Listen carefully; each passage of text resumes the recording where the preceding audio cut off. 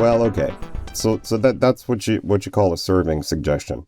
Hey there, it's your old pal Keith from wavetables.lol. That's wavetables.lol, and I'm back with another surely talky video that I teased at the end of my last one, where once again we were talking about new waveforms and wavetables that are in KRC Mathwaves, my gigantic collection of more than 120,000 wavetables for all the modern wavetable synths.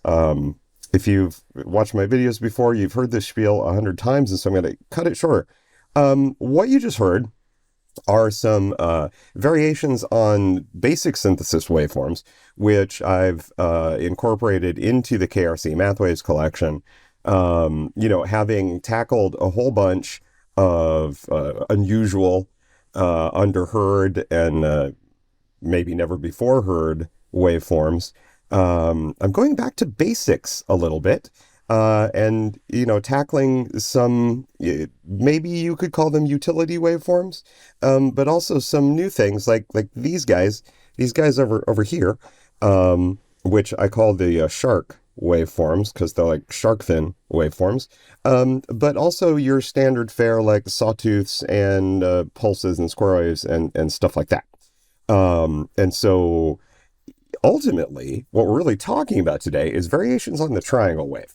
And the triangle wave is very boring. But let's go get a triangle wave and let's talk about it a little bit. Or wait a minute.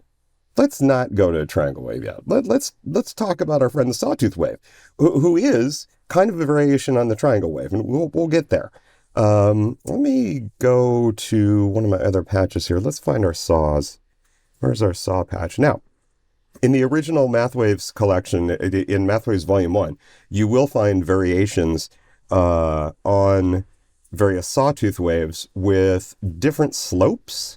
We'll talk about that in a second, but I wasn't really happy with them because I didn't feel like I had really changed the slopes enough, and I was concerned about a couple other things. So I've redone those, and those are now in what I call KRC Mathwaves Volume 4 when you're in Modwave, and you'll find them in their own folder underneath KRC Mathwaves Volume 4 in the Serum directories, the Wave Edit directories, the WT directories, which are for Surge XT and Bitwig. But let's refresh our memory about what a sawtooth waveform sounds like. I'm going to go over here to Oscillator 2. Included with Modwave and with just about every other wavetable synthesizer, you will have, a basic sort of wavetable, or maybe multiple of them, that will give you access to the basic synthesis waves, like the sine wave. Oops, that's not making a sound. Why is that not making a sound? I don't hear it making a sound. What did I do wrong? What did I do? Oh, it's because I'm very low on the keyboard. You might have heard that subsonic rumble. There we go. The old sine wave, which is a pure single harmonic, right? Also, move your damn head, Keith. There we go. I'll put myself over here today. All right, so we've got the sine wave, right? The triangle wave, the square wave, and the sawtooth wave. There we go. There's our sawtooth wave. This is what a sawtooth wave sounds like, with no filtering, right? Now, if you look at this waveform, and it might help if we changed our phase a little bit on it so we can see what's going on. The sawtooth wave is just a linear ramp down, right, from the maximum point, the maximum value in our waveform to the lowest value in our waveform. And in an ideal sawtooth wave, that ramp is purely linear. But of course, we could imagine sawtooth waves with different curves. And so in KRC Mathwaves, you will find, let me just click into here so you can see where it is. When you import these into Modwave using the MW bundle format, you will get a new collection here called KRC Math Volume 4. Now, unlike some of my other collections, this one is a little bit smaller. like quite a bit, because there's not like a gajillion wavetables in here. There's just some really core kind of basic synthesis stuff. And so you'll find this exponential saws. The EXP saws means exponential. And this wavetable goes from, helps if you turn your mixer volume up, goes from a pure sine, right? The traditional linear ramp sine, but then we're going to kind of sag the slope of this so that it gets more and more exponential as we move up the wavetable. And you can hear how that gets more nasal. It helps if you're playing multiple notes.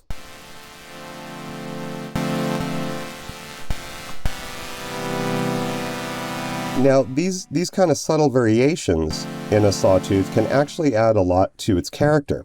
And so, a lot of times, now these were created purely mathematically. I computed these waveforms in the time domain to be exactly the shapes that I wanted, from a linear ramp to this really steep exponential ramp. But, sometimes people will sample, hardware synthesizers, to kind of extract their, kind of unique and quirky waveforms from them. And so these little changes, though they're not sonically very perceptible, they actually can make a big difference in a final patch or a final sound. And so, one thing we can do is we can make the ramp more exponential. The other thing we could do is we could make a sawtooth that has a logarithmic slope. So you'll see in this wavetable, we go from something that's very close to a pure linear sine. It has a tiny bit of logarithmic slope to it, but for all intents and purposes, it sounds like a pure linear one. And then as we go up, the wavetable, once again, it gets more nasal. And, one thing that we could sweep that, I guess, maybe a little slower. You can hear that subtle change that happens over the life of the wavetable sweep. Let's bring in a traditional sawtooth wave from our modwave basic waves. And these are obviously detuned with respect to each other.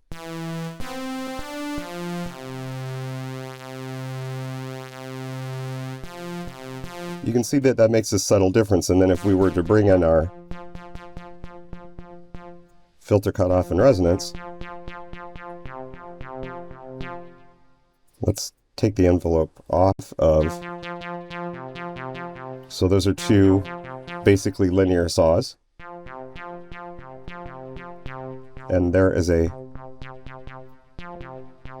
logarithmic saw mixed with a pure linear saw. And so, what you can do with these things is you've actually heard them already in today's intro tune. That was, what the hell was that called? Is that, it's Shark Explorer 2. So in the arpeggiated pattern that plays here, what we're hearing, there is some modulation on the AB wavetable here, but let's turn that off. So what we're hearing here is an exponential saw with a logarithmic saw, and it's pretty cool.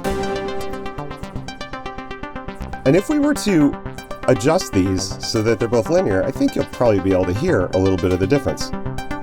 Yeah, hear that? There's your regular boring linear sawtooth, and here are some more active modulated exponential and logarithmic sawtooth waveforms. So there's a cool thing you can do, and boy, let's make it stop, shall we? We're just arping forever.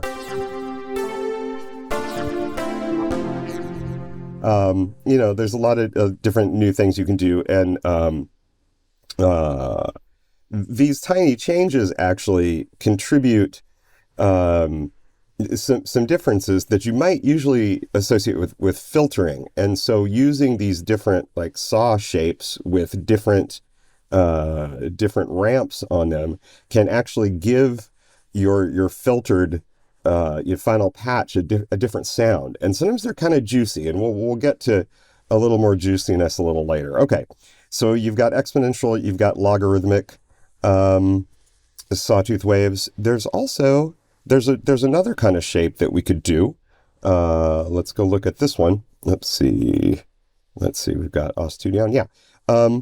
Instead of, say, like a straight line that either like sags down, as in exponential, or kind of ramps up, as in logarithmic, you could have a polynomial curve, kind of an S curve.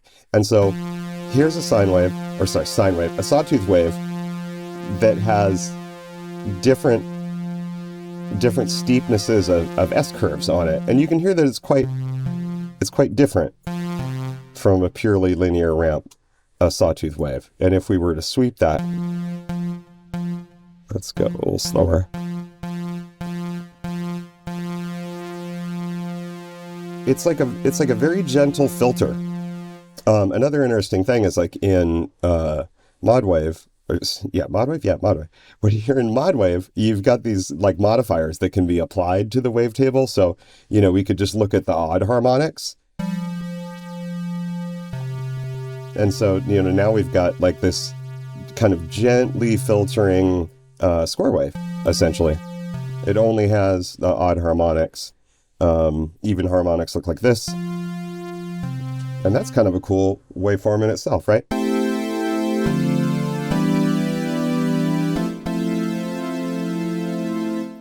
We could increase the decay here.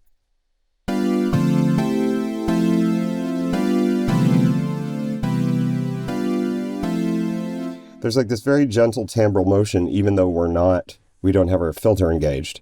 But if we were to add, our filter to that and some resonance.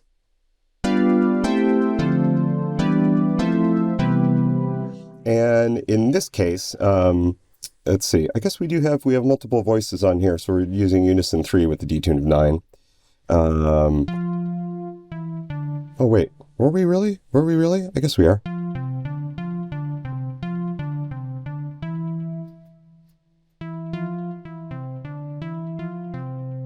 You can hear how these polygonal slope sawtooths have a little bit of, they get a little more sine-like when you get down. And you see that this is it's starting to look like a sine wave. We're not going all the way to computing a sine wave where these loop around and it's perfectly a sine. But anyway, blah, blah, blah, talky. How long have I been going? This is a thing I do all the time. I talk about how long I've been going. 14 minutes? That's not too bad. That's not too bad. Although I'm going to pause because I had a beverage here and now I'm missing my beverage. Like, you can't make a YouTube video without a beverage, and you can't watch one without a beverage. So, I'm going to pause, and so you won't see the intervening time, but you should pause right now and go make yourself a beverage, and then we'll continue, okay? Having procured ourselves a beverage, before we move on from the sawtooth wave, I want to follow my face. Thank you. Before we move on from the sawtooth wave, I wanted to point out a very common thing that we can do with sawtooth waves, which is to detune two of them with respect to each other.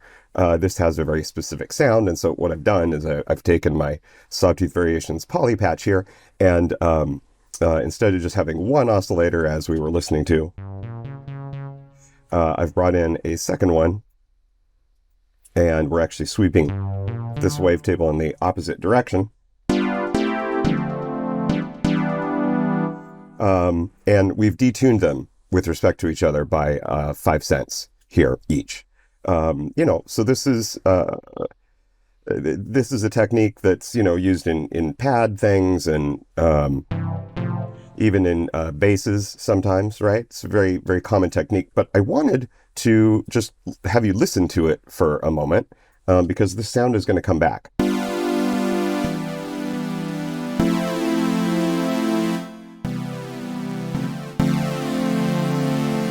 That particular phasing of the waveforms against each other. Okay, now having, I'm going to save what I did there. All right, having explored the Sawtooth wave, and now that we understand that when we see a waveform with some sort of ramp, we could change the shape of that ramp to get different sounds out of it. I moved on to the triangle wave. Let's get this patch up here. Now, the triangle wave is, I mean, I guess it's in some ways one of my least favorite waveforms. It's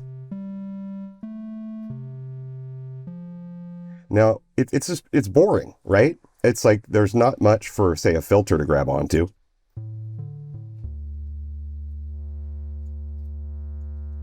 Right? It's a very subtle waveform, and actually the triangle wave is very much like the square wave in that it only has odd harmonics, but the harmonics fall off.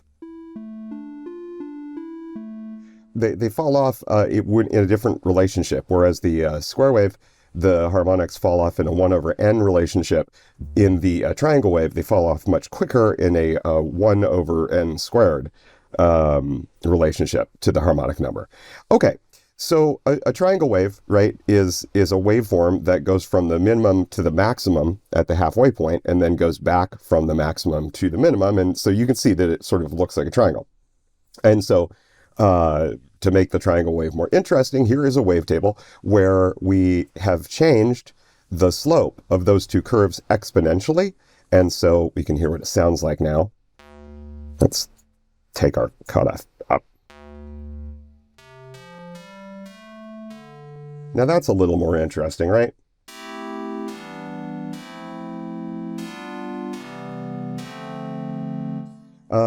Okay. What else did I want to say about this?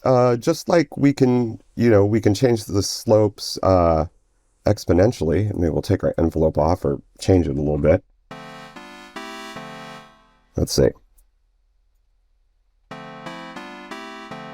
That's nice. We also did a version where we've got the slopes logarithmic, right? Just like we did with the, oops, I think I put that into its own patch to make it easier for myself, but I'm just trying to rebuild the whole patch. What a dum-dum. All right, let's see. Oh, that's not where I wanted to go. I want to go to variations log. Okay, so here is the triangle wave, again, where we've changed its slope in a logarithmic fashion. And so you can see when we get up to the end of this wavetable, it's practically a square wave.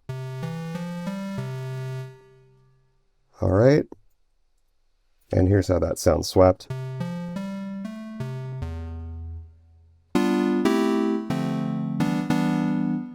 Let's see.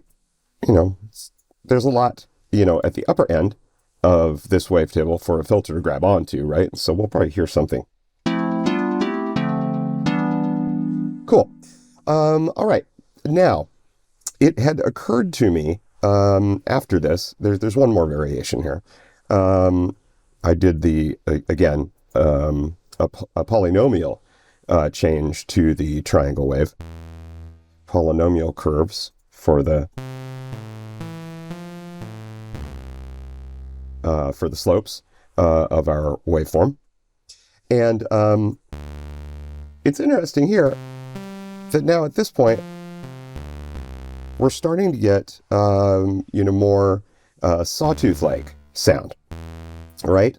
And, okay, so now having looked at the triangle wave and done, these different variations on its slopes, I was like, hey, this is kind of interesting, because if we look at, actually, let's look at the exponential one, because good Lord,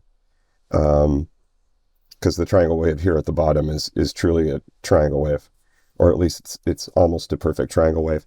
It occurred to me that you could make all sorts of different wave shapes out of the triangle wave. Like, consider this center point, right? So this center point is at the maximum. If I were to drag that center point all the way to the left, I would have the Sawtooth wave again, right? And in fact, what I could do is I could change the leading edge and the trailing edge, you say the left edge and the right edge, in different ways, right? Like, what if we took one side and we modified it exponentially, okay, to get like these kind of curves, and then modified the right side in a logarithmic way? That would be kind of interesting, right?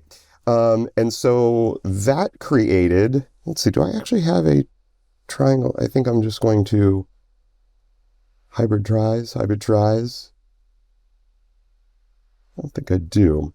So we'll take this patch and modify it.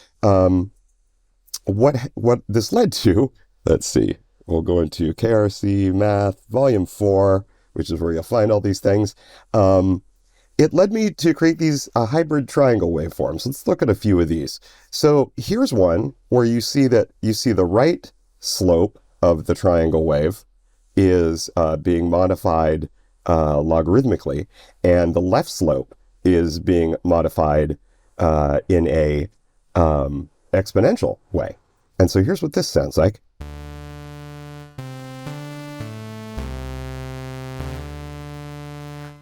And I'm also just setting that center point in a different way. Here's another one. Whoa.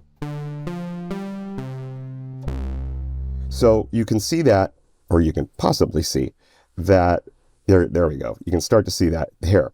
The left edge is being curved in an exponential fashion. The right edge is being curved in a logarithmic fashion, and the center point of the waveform is moving as we go up the wavetable. So it's moving from about, I don't know, it looks like it's about maybe 20% of the waveform to the left and then up to the right.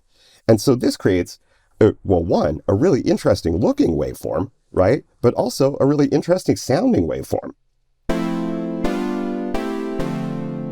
You know, these have characteristics of both the square wave and the sawtooth wave. Like up here at the top of the wavetable, this flat region and this very sharp drop off, look at that. That's kind of like a pulse waveform, right? And in fact, it sounds a lot like a pulse waveform. And then it's going to move down here to where this is this modified triangle that's almost a square tooth wave, right? If we had moved this center point over to 0, essentially, we would have a pure sawtooth wave. In this case, it's not all the way to the left, so it sounds like a filtered saw wave. But sweeping over the wavetable, why do I always say wavetable? It's a wavetable. And so you can run all sorts of different algorithms, right? I was like, okay, well, let's just try some different ones. Like this one, you see that it's a very sharp logarithmic change on the right and kind of a shallower exponential change on the left. And it starts with almost a pure triangle wave, right? We start with the 50% point and we move all the way to 100%, the right side of the wave. And this sounds like this. You know, so we've essentially got a sawtooth wave that morphs in a nonlinear way into the triangle wave. All right. You know, then you can do just all sorts of other variations on this with like using different scaling factors for the left and the right sides and different different points and moving the point in different ways. I'm in the Mathwaves Volume 4 collection, I called these hybrid triangle waves, and I essentially manually changed my equations to come up with these different flavors. Right? But then it occurred to me that, like, well, we could just go full ham on these, and we could like automate the. So that was nice and rich.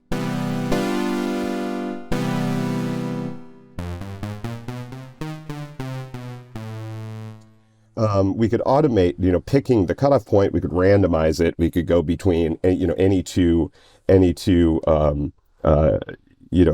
left and right points from 0 to 100, and then we could randomize how we scale the logarithmic and the exponential edge. And so that resulted in a whole bunch more of these. And because these kind of look like shark fins, I call these shark waves. You could call them a shark fin waveform. And I generated 1,024 of those and put them in a collection called KRC Shark, because they're just super useful. They're super interesting, for doing like kind of new variations on classic synthesizer sounds. I guess if I should click one, so I actually select it. Like here's one that's like looks kind of gentle.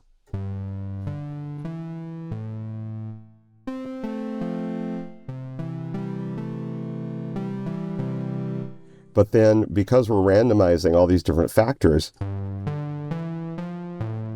we get lots with lots of different variations. And so these sound really great if you layer them with other classic synthesis waves, or if you layer them with variations. So let's see. Let's look at our Shark Explorer. This is kind of the more basic patch that led to the one I played in the intro.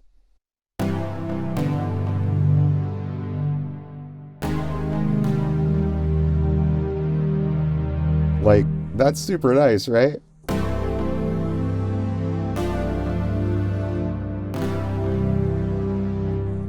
So here in oscillator 1, we've got Shark 06. Here in oscillator 2, we've got Shark 23. We can listen to what this guy sounds like by himself. Nice and bright and sawtoothy. And then the one that's over in oscillator 1, a little more mellow. And I've put a very gentle filter on these. I'm using the 2-pole low pass, which probably doesn't get enough use in Modwave. It's a great sounding filter. The 2-pole filters were common in Oberheim synths, and while this isn't an emulation of like an SEM type 2-pole filter, it's a good sounding filter, and you have options for like how the resonance responds to the bass, and like all of the Modwave filters, it responds well to the trim kind of function. And so the other thing I've done here is just like with that Sawtooth wave example, these waveforms are detuned with respect to each other, right? So one is shifted up 0.7 cents, and the other one is that's actually 7 cents. And then one is shifted down 5 cents here. I probably meant to make this 7, because when I do this kind of detuning, I usually take one waveform and move it down several cents, and then the other waveform move it up several cents, so that the center of pitch is still the correct pitch on the keyboard. It turns out that it doesn't matter that much if you're only doing like a little bit. If you're only doing a little bit of that kind of offset tuning, but note that if you did keep one at 0 and you moved another one, more radically, a larger number of cents, this will eventually sound out of tune with other instruments. It won't while you're listening to it here, but if you were going to use this patch in a track, you would find that, like, the tuning sounds off on that. So anyway, there was a random synthesis tip for you. Random synth tip. Let's go back to plus and minus 7 cents here. The other thing that's going on in this patch is that we probably have, so we've got unison on it. So we're generating another 2 voices, and those are offset by 11 cents, and with some stereo panning here, blah blah blah. But it's like,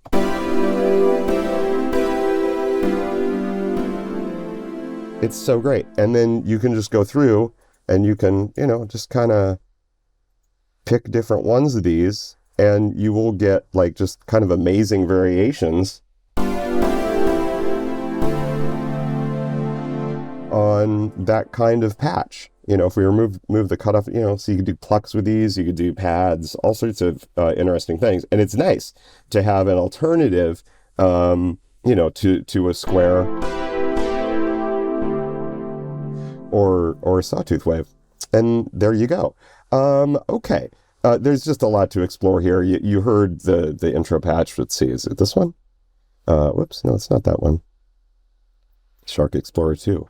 Oh, why are they not sorted by name? That's why I'm having such a hard time moving from one patch to another. Let's see. Is this actually the one I was playing? Oh yeah, it is.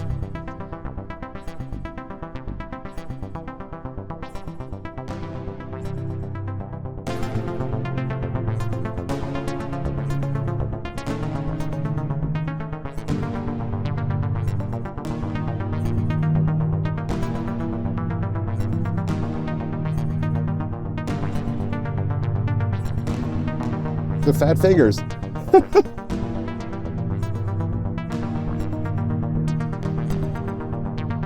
Oh, Mr. Bond, I'm here to kill you. Let's see. Stop that. Stop that arpeggiator. That latched arpeggiator. Stop that. So anyway, so now you can see from that intro patch, what I did is I combined in layer A, this kind of shark pad, or, you know, whatever, call it a burst, it's filter sweep. And then in layer B, there's I'm using the exponential and log saw sounds that are being modulated. You know, and we're using a little wavetable morphing on this one to go to a completely different wavetable at some points. And then we've got the, you know, the good old Korg modulation sequencer going. Oops, this is designed to have the ARP on.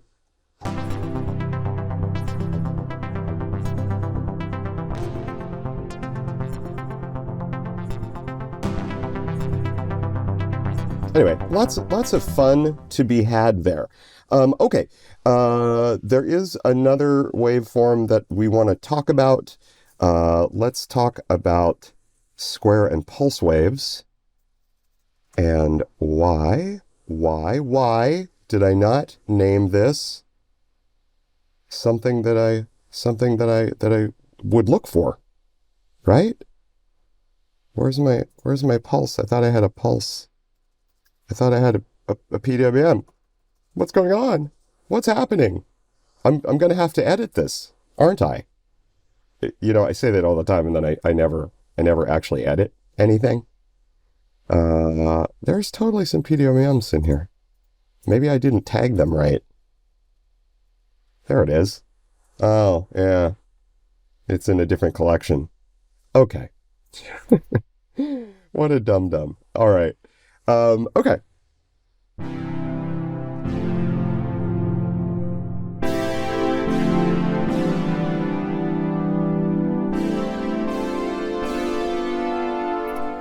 So the other, you know, classic synthesis wave form is the square wave, right? And one thing that is very common to do with square waves is to modulate the duty cycle of the square wave. And that is a sound that we call PWM, pulse width modulation, right?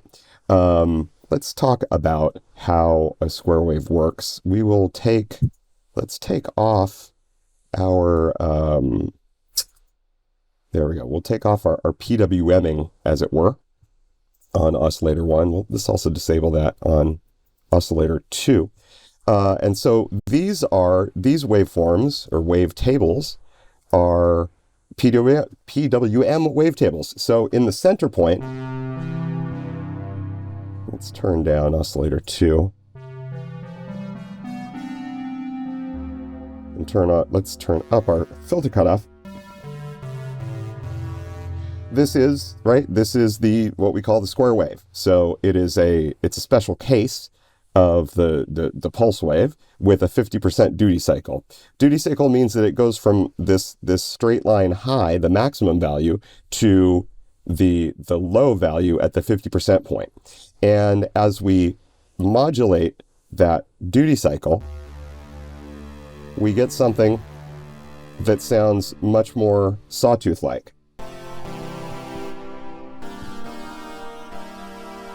And these are, you can hear when you get to a very small pulse width. This is, I think this pulse PWM1, I think goes from a 10% duty cycle to a 90% duty cycle up here. These have a very kind of nasal timbre that's a lot like the modified Sawtooth waves that we heard before, right? So, you can just grab a square wave here, but you can also do PWM on these. And that's a very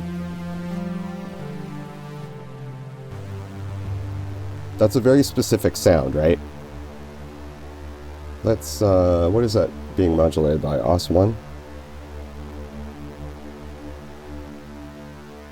As we change the speed of that, we get a slightly different effect. And if we go full ham, we get this kind of wild sound.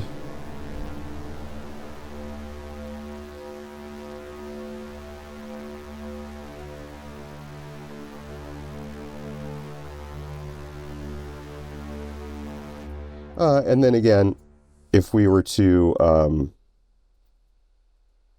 go back to our, oops, that's not our original patch. Come on, man. Take off that filter. Doop, doop.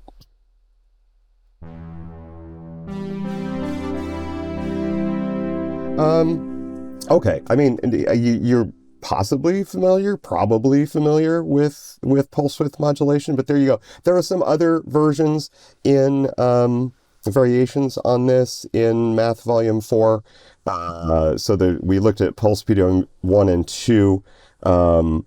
There are some other versions. Pulse PWM 3 uses, instead of a linear modification, a linear pulse width change, we do it exponentially. And so this is a slightly different sound. Again, this was just kind of to, if you have a synthesizer that maybe, the envelope or the oscillator doesn't, isn't as flexible as in something like Modwave, it gives you a different way of kind of moving that PWM sound. Okay, so those are all there to explore. Not much else to say about square waves, I guess. Let's see. Let's turn off that modulation. Let's do this. There are these ones, for example, like Exponential 3 here. You can see that so the duty cycle goes from very narrow. Let's move our phase a little bit. Very narrow to very wide. So I think it's like a 1% to like 99%. So that's a very, very narrow pulse.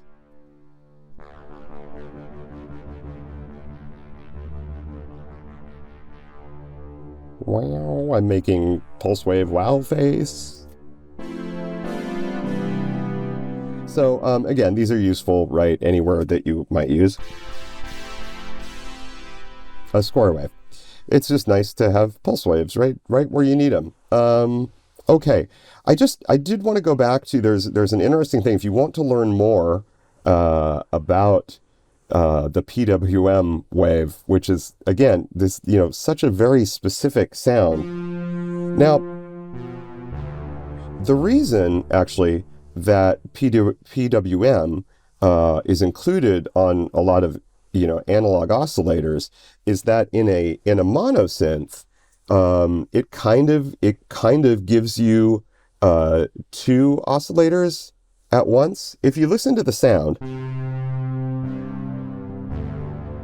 it sounds very much like the detuned saws that we heard before, right? And it actually, this is just a fun science fact for you, fun synthesizer science fact. It turns out actually that if you modulate the pulse width of a square wave using a triangle type of LFO, this is what we call the PWM wave. When people say the PWM wave, they mean a square wave where we're modulating the duty cycle with a triangle wave.